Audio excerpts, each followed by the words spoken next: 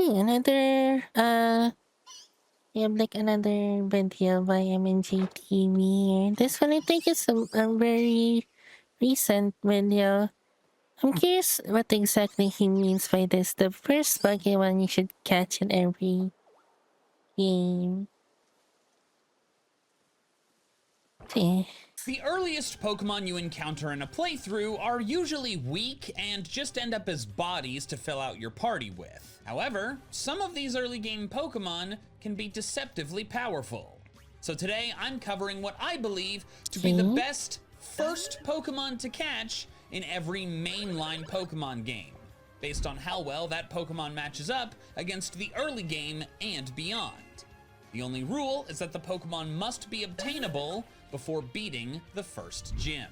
We begin with red, blue, and yellow, and the main priority is finding something that will help against Brock. Sure, he's a pushover with Bulbasaur or Squirtle, but with Charmander or Pikachu, you'll want or need help. While you can find long-term useful Pokemon early, such as Nidoran male for an eventual Nidoking, or Spearow for an eventual Fearow, you can find those Pokemon again later, and don't really need them now since they're bad against Brock. Nidoran does get Double Kick at a low level in yellow, but it's not stab, and Onix's defense is through the roof. It's literally base 160, the second highest in all of Gen 1, and still in the top 15 to this day. Yellow version does have Mankey on Route 22, which gives you a stab fighting move for the rock-type fight, but again, Onix's defense is insane. But on the flip side, its base special stat, special attack and special defense were just one stat in Gen 1, is only 30, tied for the 9th worst in Gen 1 alongside Sandshrew, Rhyhorn, and Brock's other Pokemon, Geodude. So all you really need to beat Brock is a strong special move that is not resisted. And there is one non-starter Pokemon that can give you that. The best first Pokemon to catch is Caterpie or Metapod. Not for them, but for Butterfree. Metapod evolves into Butterfree at the low level of 10.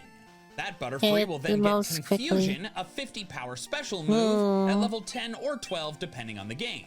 And Butterfree's special stat is 80, almost triple Onix's. You also might confuse the Onix, potentially making it hurt itself instead of attacking, or have Brock waste a turn using a full heal. Now you may be thinking, wait, hold on, Butterfree is just gonna die instantly. It is 4 times weak to rock. And in other generations, you would be right. But in Gen 1, Brock's Pokemon do not know any rock moves. Beyond that, Butterfree is unlikely to stick around on your final team, but in the interim, its various status powders can come in handy, especially Sleep Powder. In Gen 1, Sleep could last up to a horrifying 7 turns, and the Pokemon didn't even get to act on the turn it woke up. Use it to beat Brock, then as an anesthesiologist for a while. Sounds pretty good to me. Next is Gold, Silver, and Crystal. These games have the lowest level gym leader in all of Pokemon, with Falkner's Ace being just level 9.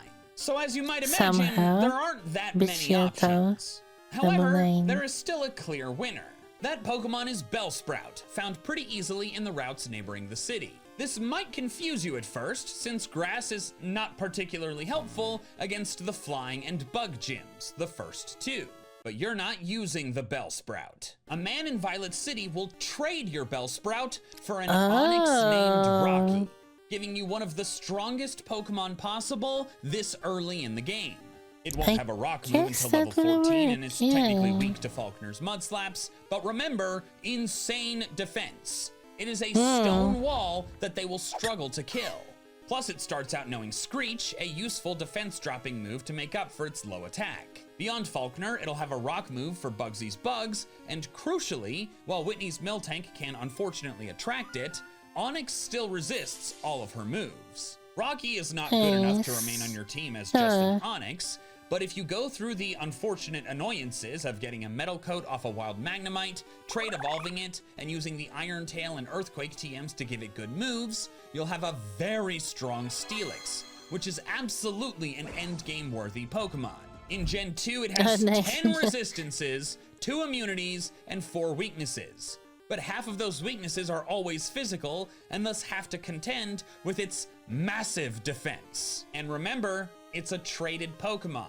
the whole time it's getting boosted experience. Rocky the Onix is absolutely your best first catch in Generation 2. Okay, I guess Bellsprout technically is the first catch. Yeah. But like, but then you if trade you're it. using the Onix, they're gonna share the trophy.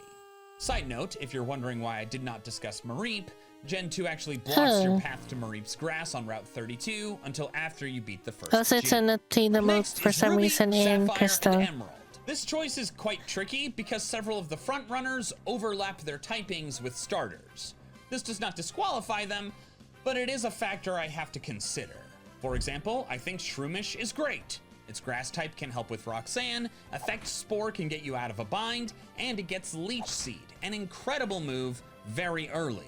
But of course it overlaps with Trico, and eventually Blaziken with fighting as Breloom. Ruby and Sapphire, but not Emerald, have an in-game trade in Rustboro for Makit the Makuhita if you trade over a Slackoth. I think Hariyama is an excellent Hoenn playthrough Pokemon with its massive bulk, huge attack, and low evolution level. And getting one with boosted experience that you can use for Roxanne, Norman, Sydney, Glacia, and Steven is huge. Makit is also guaranteed Guts, a much better ability for Hariyama than Thick Fat. However, the fighting type obviously overlaps with Combuskin and Blaziken. Finally, there's two psychic types to consider, Ralts and Abra. Gardevoir is a staple of many Hoenn teams, and Route 102 is the only place to get Ralts. I do personally think Alakazam is a bit better though, but Abra is only available before the first gym in Emerald, found on Route 116. It's a tough call for sure, but I think despite the Blaziken overlap, I have to say that Slackoth is the best to catch, so you can trade it for Makit the Makuhita. Hariyama is simply fantastic, and even if you pick Torchic, having it on your team for the Norman battle will be huge, since you'll still only have Combuskin at that point. Also, Blaziken cannot learn Belly Drum, which is one of my favorite moves. Belly Drum maxes your attack stat to +6 in exchange for having HP. It's a pretty good move. And if you just potion it back up, Hariyama can now sweep most anything. That's just in Ruby and Sapphire though. In Emerald, my choice is Abra, so you have a strong, fast psychic type for the sometimes challenging Brawly battle.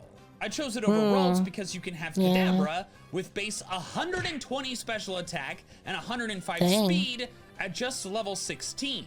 Ralts doesn't evolve to Kirlia until level 20, and Kirlia's base stat total is only 278. Next is Fire Red and Leaf Green. And while my priority is the same, ensuring you have a way to beat Brock even if you choose Charmander, my choice is not the same. That is because Onix actually has a rock move now. And it will hit Butterfree so hard that it might actually squash it. However, while Butterfree was nerfed, the runner-up was actually buffed to the point of being the new winner. That Pokemon is Mankey. Mankey is found on Route 22 still, and now resists the rock move that Onix will use. But more importantly, the fighting move it has is Low Kick. This is the same as before, but in Gen 1, Low Kick was a 50 power move with 90% accuracy and a 30% chance to flinch. Not awful, but not stellar against a massive defense Onix. But starting in Gen 3, Low Kick's power changes based on the target's weight. Onix weighs 463 pounds, which means Low Kick is 120 base power against it. That is an insanely strong move with no drawbacks. Primeape is not great long term. There's no Rage Fist Annihilate, and fighting isn't that great in Kanto anyways. But if you need help getting past the Rock Snake wall, then Low Kick Mankey is a great way to do that. Also, I should note that while in a previous video I named Nidoking the best Fire Red Leaf Green team member and Nidoran Male does learn Double Kick, you cannot get it before Brock like you could in Gen 1. So it was never a contestant for Gen 3 in this video. Next is Diamond, Pearl, and Platinum. And this is the easiest choice so far. Most Pokemon games feature an early route normal type, an early route bug, and a regional bird. Prior to Sinnoh, all of those were underwhelming at best, at least in the long term. Then Sinnoh added Starly. Starly is found on the literal first route of the game and evolves at the pleasantly low level of just 14. As Staravia, it gets Intimidate, one of the best abilities in the game. Then it becomes Staraptor with base 100 speed and 120 attack, and access to the incredible move close combat. Even without stab, this move is so strong on such a strong Pokemon that you can get away with not even having a fighting type on your team. With the combo of flying offense and close combat, your little Starly can go on to excel in the Grass Gym, Fighting Gym, Steel Gym, Ice Gym, and Bug Elite 4. Plus, you need a flyer on your team anyways. Yep. This is still the era of HMs, and not having access to fly at all times is super annoying. And Staraptor is one of the best flyers ever made.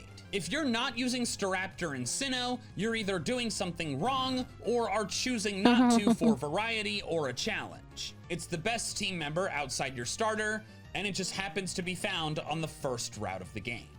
Next is Heart Gold and Soul Silver. And there's been a big change from Gen 2.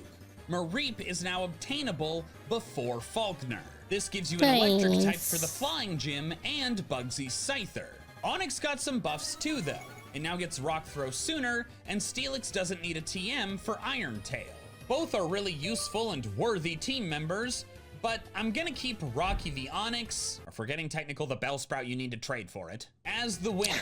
I see. Assuming you're willing to get a Metal Coat from a Wild Magnemite and then trade Evolve it. I know it's very annoying, but I will deal with annoyances for power. By the way, if you're playing any of these games on a modern day emulator, you can get rid of trade evolutions with a feature of the Universal Randomizer.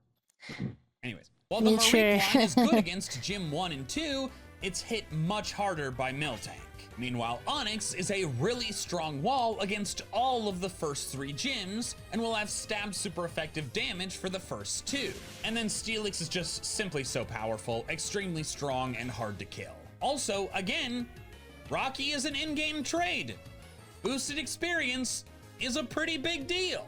Haha! It is I, Grunty Boy, and it is back to school season, which means the nightmares about my teeth. It's not quite back to school season over here. Maybe for some school. Jesus.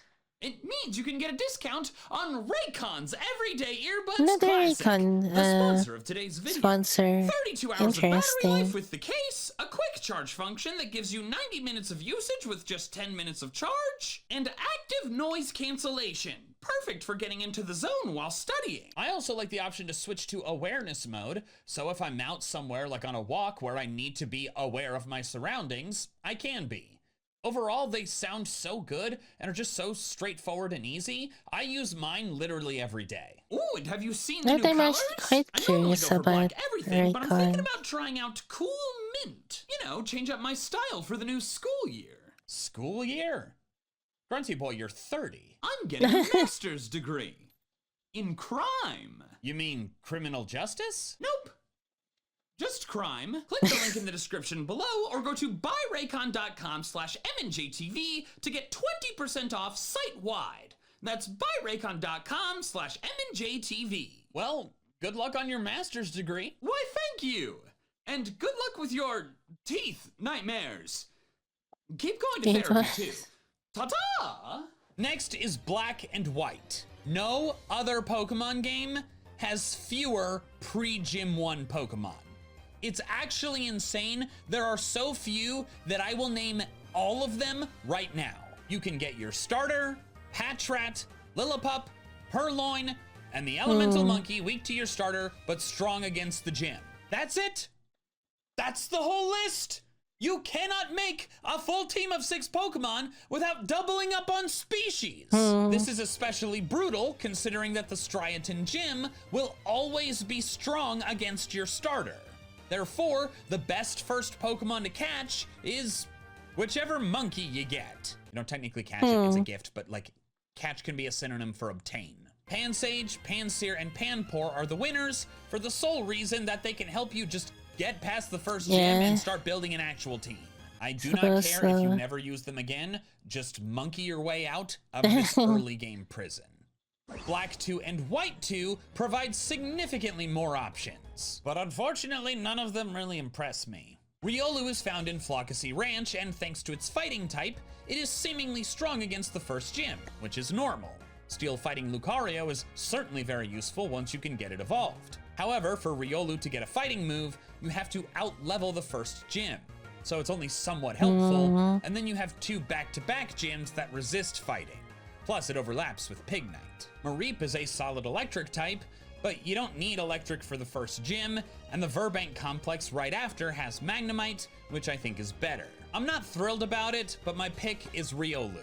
It will be a good team member for 2 of the starters, and still a solid one if you pick I like Tepig, Riolu. since despite their overlap in fighting, Lucario and Emboar's only weakness overlap is ground. I guess The friendship evolution could his be annoying, reasoning but does leveling make up is the sense. most effective friendship booster, so catching Riolu at such a low level should speed up that process. Next is X and Y. And a runner-up I want to mention is Bunnelby to do a trade in Santaloon for a Farfetch'd named Quackloon. Interesting. That's fantastic. Quackloon will dog walk the first gym, the bug gym, but its usefulness falls off pretty quickly after that. Farfetch'd is, after all, a very terrible Pokemon. My pick for the winner is actually Riolu again. It's found on Route 22, just east of Santaloon City, and while it won't be any help in the first gym, you can begin the process of boosting its friendship at level 6 or 7. Grant, the rock leader, isn't until level 25, so you might have a steel fighting Lucario for the second gym. Interesting. And then, of course, Mega Lucario. I won't go into too much detail about this. I discussed it in my best gift Pokemon in every game video, so you can't just watch that. But in short, Mega Lucario is the most broken playthrough Pokemon ever. Its myself. stats That's very and typing interesting. and ability simply destroy everything it comes up against. Now, you could, of course, just use the gift Lucario that Karina gives you, but if you catch Riolu early, you can use it for Grant. Additionally, while Lucario overlaps with Chestnut's fighting type, you won't have a Chestnut for Grant. And in their final forms, they only share a weakness to fire. Next is Omega Ruby and Alpha Sapphire. Gardevoir is better now thanks to Fairy, but the types that Fairy is good against that are not already weak to Psychic, those being Dark and Dragon, are not until the League. Additionally, Abra is after the first gym again, so it cannot win like it did in Emerald. Therefore, my winner is the same as Ruby and Sapphire. Slackoth, so you can trade it for Machit the Makuhita, which was actually buffed. Gen 3 Machit had poor IVs and a neutral nature, but Gen 6 Machit has a perfect attack IV and an attack boosting nature. Also, Hariyama now gets Belly Drum at only level 26. Even if you plan to move on from it once you have Blaziken, this boosted experience Hariyama is simply too good. Also, quick tangent before we move on to the next game. I discovered something while writing this section that I absolutely must tell you about. In every game since the move was introduced, Hariyama has Brine as a level 1 move. This confused me when I saw it because Brine is a special water attack, and every other Pokemon that learns it is water type, at least partially aquatic, or Mew, which learns all TM moves. So why does Hariyama get it in its level up Sweat? It's Sweat. I see. Sweat is salt water, and thus Brine. Hariyama sweats so much that it can literally damage foes with it. That is as funny as it is disgusting. Next is Sun and Moon, which of course do not have gyms, so instead of looking at Pokemon attainable before the first major battle, the Totem Gumshoos or Alolan Raticate. There are a lot of options, but I don't really think any of them are exceptional. Some are good for the Totem, but not for Hala, or vice versa, and others are solid Pokemon, but overlap with starters and don't really shine until later. Therefore, I think the best Pokemon is one that is all around good, doesn't overlap starters, and has good matchups against both some early game battles and some later ones. And my pick is... Pikipek. You see what I did there? Pikipek is another regional bird, and thus caught very early, on the first route of the game. And the line is good because it evolves quickly, into Trumbeak at just 14, and to Cannon at just 28. While they are unfortunately quite slow, you can kinda get around that with early access to the Quick Claw, and then you can enjoy their high attack. Two Cannons is 120. They also have a good ability. If you get one with Skill Link, which maxes the number of hits for multi-hit moves, that gives you Stab Fury attack that will be 75 power plus Stab, assuming it doesn't miss, along with 125 power Bullet Seed later, and eventually Rock Blast from the Move Tutor. It also has a surprisingly wide move pool of physical coverage moves. I also selected it because Flying's a generally good type in Alola. And everywhere else, go Team Sky! Hala is the immediate good matchup, and you should have Trumbeak by that point.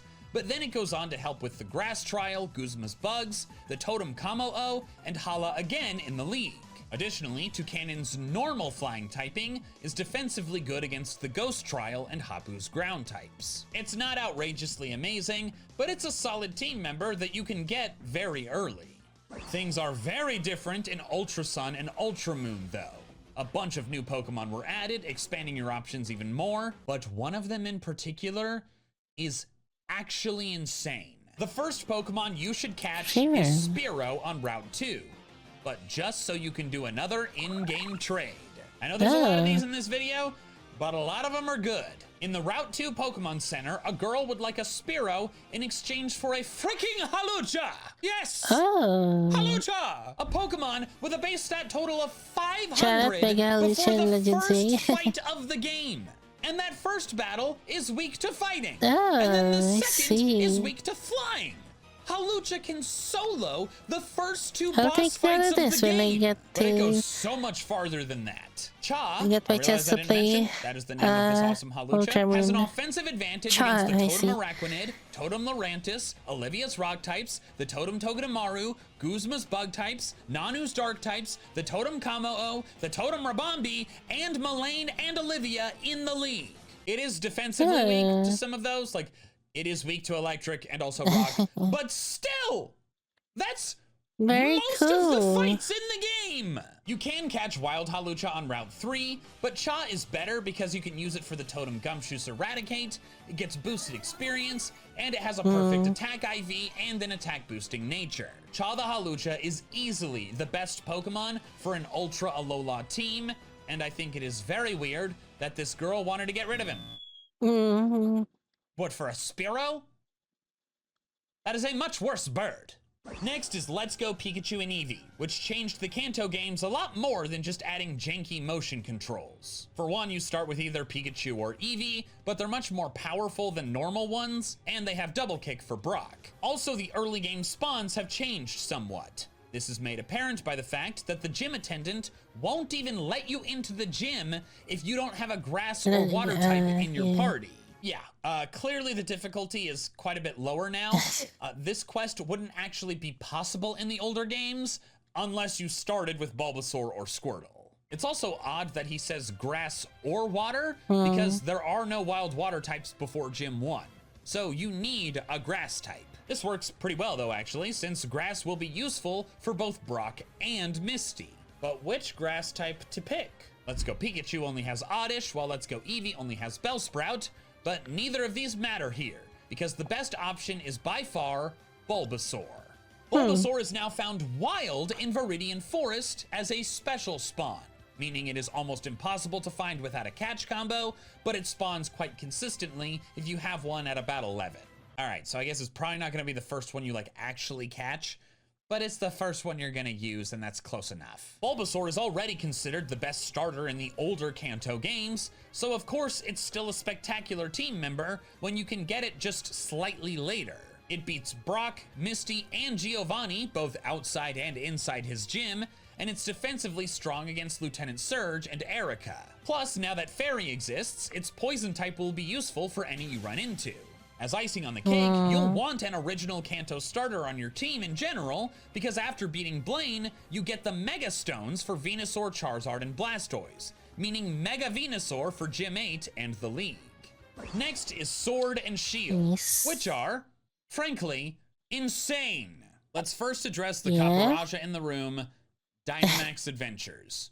I've explained this before, so I'll try to keep it brief. Actually get If you to have the there DLC, early you on. can go to the Crown Tundra, lose the battle to Peony, go to the Here. Max Lair, run through a Dynamax adventure using rental Pokemon, catch a level 70 Suicune, since this feature bypasses the catch level limit, and steamroll the entire game with it. So technically, Suicune would be the best first Pokemon to catch.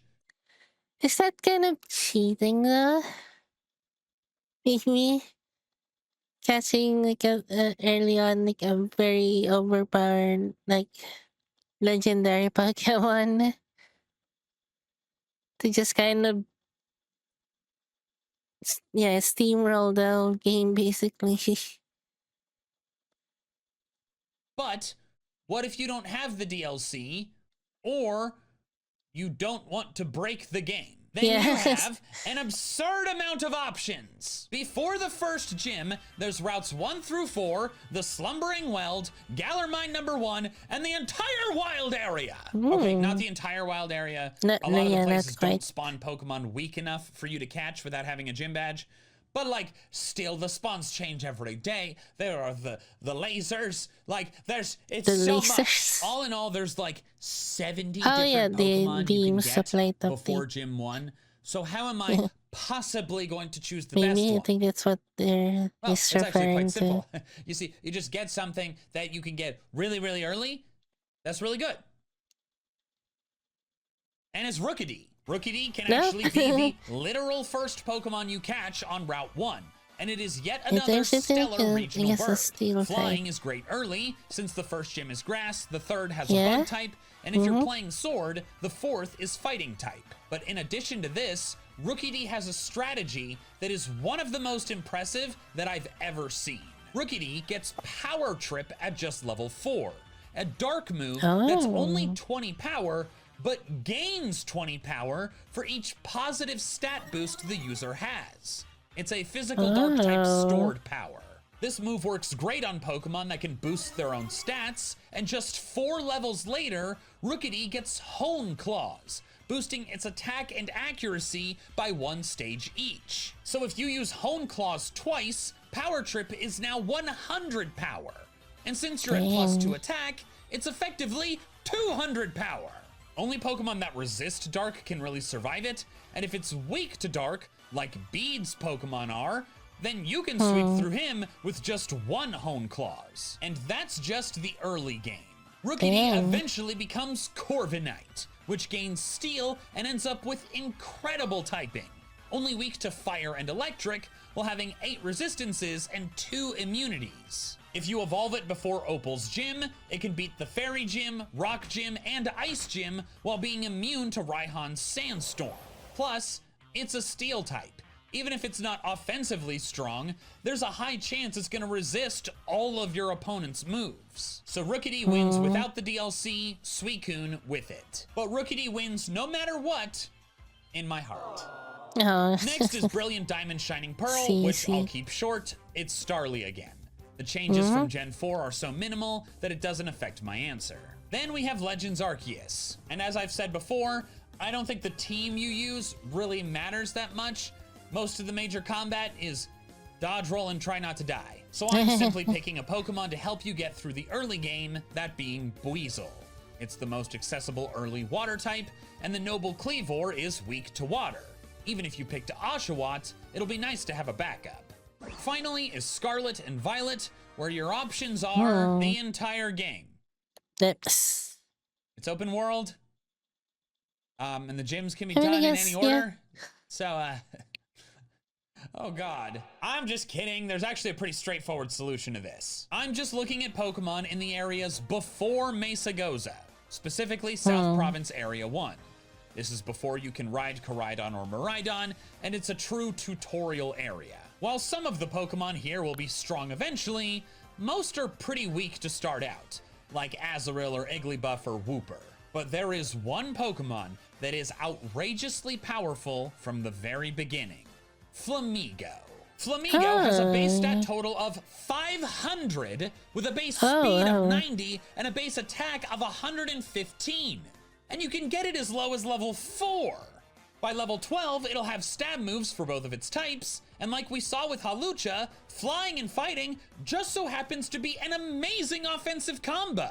If you didn't notice, most of the Pokemon I've selected in this video have been flying type, fighting type, or both. Together, fighting and flying beat the first 2 gyms, 2 of the first 3 Titans, and the first Team Star Camp. Flamigo bodies the early game with fully evolved stats, while most Pokemon won't be anywhere close to that. And after that, it excels in the normal gym, both ground Titans, since Great Tusk is weak to flying and Iron Treads is weak to fighting, the Ice Gym, and the Fighting Team Star Camp. If you get one with Scrappy, it can even help in the Ghost Gym. And yes, it does eventually overlap with Quaquaval, but Quaxley doesn't get fighting until its final form. Even if you pick Quaxley and ditch Flamigo later, Flamigo is so fantastic in the early game that passing it up would be a mistake. Thanks so much for watching. If you watched all the way Nice. through, then consider Awesome. subscribing if you haven't already. And if you want to see another similar video of Thank mine, you. check out my video where I figured out the best pseudo-legendary Pokemon to use on your team Oh, in interesting. every mainline Pokemon game. You're a Japanese. Oops. Nice. That was a very interesting The earliest video there. Very neat, very neat. Hey, make sure you like and subscribe to the original videos channel. And while you're at it, like and subscribe to my channel as well. I stream pretty much every day here on YouTube and on Twitch. So why don't you come say hi as well? Yes. Hope to see you guys next time. Bye for now.